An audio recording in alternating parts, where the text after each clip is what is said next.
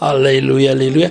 Dia miara-vantsika indray ry mpianoavana satry nyity fotoana mahafinaritra famangin'Andriamanitra antsika amin'ny alalan'ny teniny. Fandarana iarahantsika amin'ny MCTV sy ny Révérend Dimy Andreasson. Tenin'Andriamanitra ny teny sambatra ny olona malala ny Andriamanina. Tiako fantatrao ny Andriamanitra ao.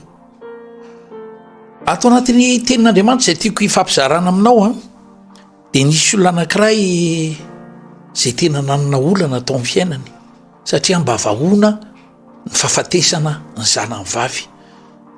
Fahafatesana zany ny tena zavatra sarotra indrindra amin'ny fiainan'ny zanak'olombelona, ary indrindra ho an'ny ray aman-dreny ny zanany zao ny hoe akaiky amin'ny fahafatesana, izy nefa mbola matanjaka velonaina fa soa fa namangy azy ireo Jesosy.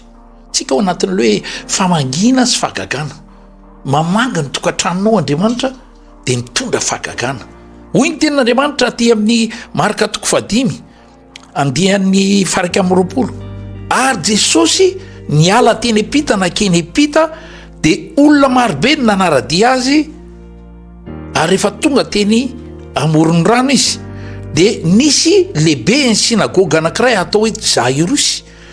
Rehefa nahita azy dia nikohaka teo anatrehany, ary ny teny taminy tao anatin'ny vavaka mahery, ny zanako vavy dia efa kaiky ny fahafatesana, andeha mahitra ao tanana izy mba ho voavonjy sy ho sitrana ary velona.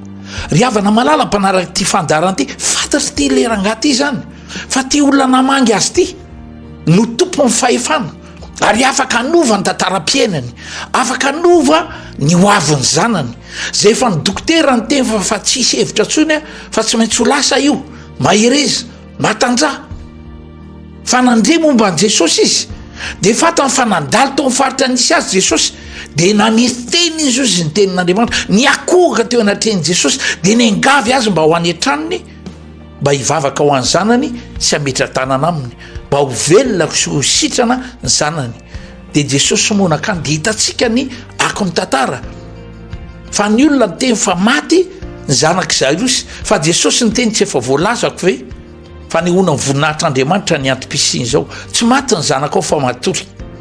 Dia navoaka ny trano daholo ireo olona rehetra nitomany, dia nitononony Jesosy lay teny mpahagagana nanangana n'lay zaza, talitakomi, tsangana ry zazavavy, dia velona lay nambara fa maty. Ry havana malala mpanaraka ty fandarany ty zavatra resahako anao ny tenin'Andriamanitra rehetra mahasosona tsara amin'izay antefany. Mangetahita tenin'Andriamanitra mandrakariva ianao, manoloana ny situation io zava-misy ao amin'ny fiainanao io, fa Andriamanitra efa nanapa-kevitra fa zay rehetra manatona azy tsy mba misy ho laviny. Ty lehilahy ty raha amin'ny maha-olombelona ny jerena, nanana toerana izy teo amin'ny resaka hoe fiarahamonina, teo amin'ny lafim-pivavahana moa dia lehibe ny sinagoga ozy ny tenin'Andriamanitra, fa nilan'i Jesosy izy. Ianao mpanaraka ty fandarana ty, milan'i Jesosy ianao. Mety hitegna aby ianao, za fa mpivavaka, za fa diakona, za ngefa pastera, presbitera, eto, fa hoy ny tompo, nilan'i Jesosy zany tokantrano zany.